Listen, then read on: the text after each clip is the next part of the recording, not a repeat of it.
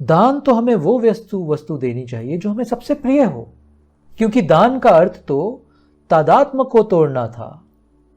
ये नचिकेता ने अपने पिता को याद दिला रहा है कि दान का अर्थ तो तादात्म्य को तोड़ना था, इसलिए अपनी प्रिय वस्तु दान दो पिताजी। फादर को गुस्सा आ गया और उस गुस्से के वेश में उन्होंने बोला, जा नचिकेता, मैं तुझे काल को दान देता हूं, तू मेरा सबसे प्रिय है, I love you my son, but in this moment because of the rage and anger, जा मैं तुझे दान देता हूं काल को। तो नचिकेता के पिता ने नचिकेता को मृत्यु को दान दे दिया।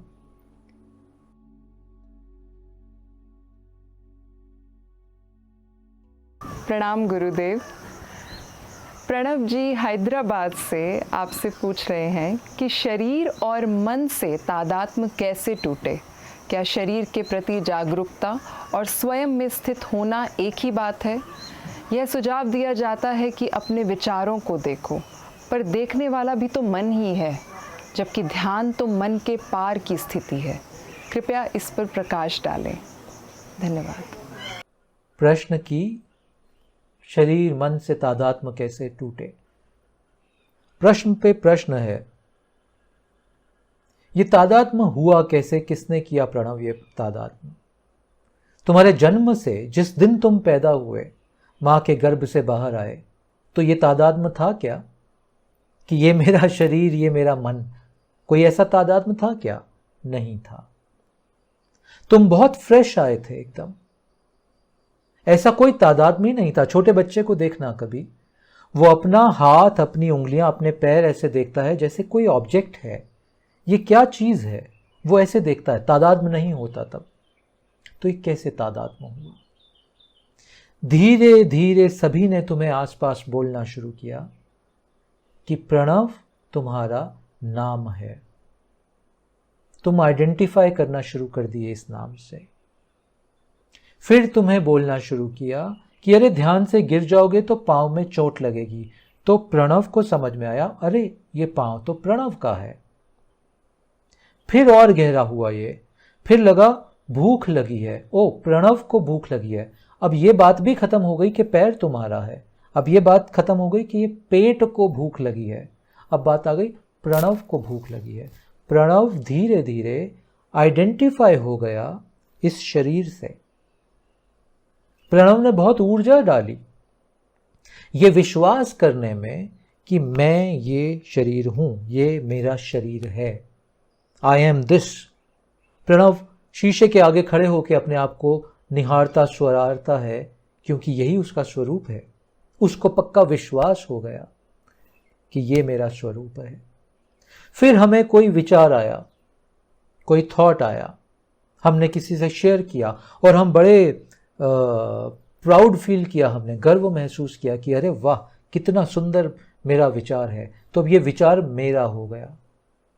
अब मैंने कोई कविता लिखी तो मैंने कहा, नाम लिख दिया उसके नीचे, ये मेरी कविता है, ये मेरा फोन है। अभी तक तादात्म्य हुआ था अपने शरीर से, अपने मन से, अब अपने आसपास की चीजों से। ये मेरा मित्र है, ये मेरी बीवी है, ये मेरा पति है, ये मेरा बच्चा है, ये मेरे माता पिता हैं। अब ये सब भी मेरे हो गए। अब ये फोन, ये घर, ये कार, ये मोटरसाइकिल, ये सब मेरा हो गया। ये तादात्म्य धीरे धीरे प्रणव बढ़ता जाता है। मेरा फ्यूचर, मेरी फ्यूचर सिक्योरिटी, मेरा करियर, मेरा बैंक बैलेंस, मेरा पैसा, मेरा सम्मान, मेरे फेसबुक और इंस्टाग्राम के लाइक्स, ये सब मेरे का एक्सपेंशन होता जाता है। ये मेरापन, ये तादात्म्य, ये अटैचमेंट, ये एंटेंगलमेंट विद माईनेस, ये जितना बढ़ता है आदमी उतना फंसता है। अब ये बाहर की चीजों पे भी फैल गया। इसको ऐसा समझो। अच्छा, तुम्हारे प्रश्न का दूसरा पार्ट कि हां हम तो देखने वाले हैं, तो मन, शरीर, मैं, ये क्या है सारा खेल? इस खेल को समझ लो, आज मदद करेगा। इसको ऐसा मान लो कि एक टीवी की स्क्रीन लगी है बड़ी सी। उस स्क्रीन पे तुम एक फिल्म देख रहे हो, तुम यहां बैठे हो, फिल्म देख रहे हो। फिल्म में रोमांस आया, तुम्हारे भीतर कुछ रोमांस की ऊर्जा जागी वो सीन देख के जो उस काली स्क्रीन पे चल रहा है। हाँ? फिर वहां एक दुख का सीन आया, तुम्हारी आंखों से आंसू आने लगे। फिर एक सुख का सीन आया, तुम्हारी उमंग बढ़ने लगी। ये सब उस काली स्क्रीन पे एक खेल चल रहा है, तुम यहां देख रहे हो बैठ के। तो सत्य तो यही है कि तुम देखने वाले ही हो इस फिल्म की तरह। बट जब तक वो फिल्म चल रही थी, तुम्हारा तादात्म्य हो जाता है उसके हर कैरेक्टर से। तुम किसी कैरेक्टर के साथ ज्यादा आइडेंटिफाई करते हो, उसका सुख दुख महसूस करने लगते हो। अगेन रिपीट करता हूं इस बात को, तुम किसी कैरेक्टर से ज्यादा आइडेंटिफाई करते हो, उसका सुख दुख महसूस करने लगते हो जो स्क्रीन पे चल रहा है। यही जीवन में कर रहे हो तुम। ये जो जीवन की फिल्म चल रही है, कुछ कैरेक्टर्स के साथ तुम ज्यादा आइडेंटिफाई करते हो, जिनको तुम अपना दोस्त, अपना बीवी, पति, घर वाले, बच्चे बोलते हो। ये कैरेक्टर्स हैं इस फिल्म के। इन कैरेक्टर्स के साथ तुम ज्यादा आइडेंटिफाई करते हो, उनके सुख दुख अनुभव करने लग जाते हो। किसी और को चोट लगे तुम्हें परवाह नहीं होती, किसी सो कॉल्ड अपने को चोट लगे तुम्हें दुख लगता है, तुम्हें दर्द होता है, क्योंकि तुम्हारा एंटेंगलमेंट, तुम्हारा आइडेंटिफिकेशन उस कैरेक्टर से ज्यादा हो चुका है। अब सिमिलरली तुम खुद भी एक कैरेक्टर हो प्रणव। इस फिल्म में तुम स्वयं भी एक कैरेक्टर हो, और तुम्हारा सबसे ज्यादा आइडेंटिफिकेशन स्वयं के कैरेक्टर के साथ हो जाता है फिल्म देखते देखते, क्योंकि तुम्हारी शादी हुई, तुम्हारी बीवी, ये कैरेक्टर तुम्हारी फिल्म में नया आया है। तुम्हारे मित्र इस फिल्म में नए कैरेक्टर आए हैं, बट डे वन से तुम मेन कैरेक्टर थे, तुम ही अपने फिल्म के हीरो होते हो ना। तुम्हारा पूरा समाज, तुम्हारा पूरा संसार जो तुमने गढ़ा है वो तुम्हारे आसपास घूमता है। You are the main protagonist, lead character जिसको बोलते हैं, वो तो तुम ही हो। इसीलिए तुम्हारा स्वयं से तादात्म्य सबसे ज्यादा हो जाता है, इसीलिए स्वयं के लाइक्स डिसलाइक्स सबसे ज्यादा हो जाते हैं। हर चीज स्वयं से शुरू हुई है। अब देख तो तुम फिल्म रहे थे, याद करो फिर उस बच्चे की कहानी जो इस फिल्म को देख रहा था कि ये हाथ किसका है, ये स्त्री जो मुझे खाना पीना दे रही है, जो मुझे दूध पिला रही है, ये कौन है, ये पुरुष जो मेरा ध्यान रखता है, मेरे सिर पे हाथ फेरता है, ये कौन है। धीरे धीरे इस कैरेक्टर में एस्टैब्लिश हो गया कि ये तुम हो, ये तुम्हारी माता हैं, ये तुम्हारे पिता हैं। अब ये कैरेक्टराइजेशन स्ट्रांग हो गया, देखने वाला खो गया। देखा है कभी फिल्म जब देखते हो, खो जाते हो तुम फिल्म के अंदर, कुछ समय के बाद तुम्हें रियलाइज होता है, अरे जब वो इंटरमिशन आता है, इंटरवल आता है, तो तुम्हें रियलाइज होता है अरे 1 घंटा बीत गया, पता ही नहीं चला। पता इसलिए नहीं चला क्योंकि तुम टोटली आइडेंटिफाइड थे उन कैरेक्टर्स, उन मूवमेंट्स के साथ। तुम लीन हो गए थे, और लीन होते ही, इस बात को ध्यान से सुनना, लीन होते ही देखने वाला गया। ये खेल है। तुम एक फिल्म, एक सिनेमा अच्छे से देख सकते हो बैठ के, ये जान के, स्वयं को कॉन्टिन्यूसली ये याद दिला के, I am but an witnesser and a watcher of this cinema. मैं सिर्फ ये सिनेमा देख रहा हूं। वाह क्या सुंदर दृश्य आया, वाह उसने उसको कितना अच्छा प्रेम किया, उसने उसको कितना अच्छा धोखा दिया। ये सब तुम नाटक देख रहे हो पृथक होके, और बीच में तुम उठ के कहीं जा भी सकते हो। देखा आमतौर पर लोगों के लिए फिल्म को आधा छोड़ के चले जाना बड़ा मुश्किल होता है। वो खत्म होनी पड़ेगी फिल्म, तभी वो उठ पाएंगे, क्योंकि तादात्म्य हुआ पड़ा था। बट अगर तुम्हें याद आ जाए और जाग आ जाए कि तुम सिर्फ देखने वाले हो, ये तो एक नाटक चल रहा है, तो you can walk out any time. तुम उठ के कभी भी जा सकते हो। फिल्म तुम्हें हिप्नोटाइज नहीं कर पाएगी, वो तुम्हें पकड़ नहीं पाएगी। बस यही फॉर्मूला है जीवन का। तुम देखते रहो, तुम फिल्मों से घिरे हुए हो, एकदम सभी फिल्मों से घिरे हुए हो। धीरे धीरे इस तादात्म्य को बनाना शुरू करो। नियम है किसका, मैंने तुम्हें 3 तल बताए, अगर तुमने गौर किया है तो। पहला तल मन मेरा, मैं मन हूं, पहला तल जो सबसे निकट है तुम्हारे। दूसरा तल, मैं शरीर हूं, अब शरीर तुमसे थोड़ा दूर है, मन ज्यादा पास है। तीसरा तल, बाहर के लोग। चौथा तल, बाहर के ऑब्जेक्ट्स। ऑब्जेक्ट्स क्योंकि हमें परसीव होता है कि ऑब्जेक्ट निर्जीव है, इसलिए मदद करेगा ये 4 स्टेप का फॉर्मूला। सबसे पहले कोशिश करो अपना तादात्म्य तोड़ना अपनी चीजों से जिनको तुम अपना मानते हो। ये कपड़े मेरे, ये घड़ी मेरी, ये फोन मेरा, यहां से तोड़ना शुरू करो। जब जब हो सके कुछ कुछ चीजें किसी को दे दिया करो। दान की परंपरा यहां से शुरू हुई थी। हम अपनी चीजें लोगों को दान दे देते हैं। उसका एक ही रीजन है कि जो 4th लेयर है, इससे मेरा तादात्म्य टूटे, मेरा भ्रम टूटे कि ये चीज मेरी है। ना, ये मेरी नहीं है, ये मेरे पास आई है और मैं ये अब किसी को सौंप सकता हूं। मैं सिर्फ देख रहा हूं पृथक होके। इस चीज की उपयोगिता थी, ये मेरे पास आई, अब इस चीज की उपयोगिता किसी और को है, मैं उसको सौंप देता हूं। ये चीज मेरे पास जरूरत से ज्यादा है, जितनी जरूरत से ज्यादा है मैं किसी और को सौंप देता हूं। आपकी अलमारी में बहुत ऐसा सामान है जो आपकी जरूरत का नहीं है, आपके पास आपकी जरूरत से बहुत ज्यादा है, जाओ सौंपना शुरू करो किसी को। तादात्म्य टूटेगा। ये टेक्निक है, ये विधि है जो हमारे पूर्वजों ने, हमारे ऋषियों ने बनाई थी।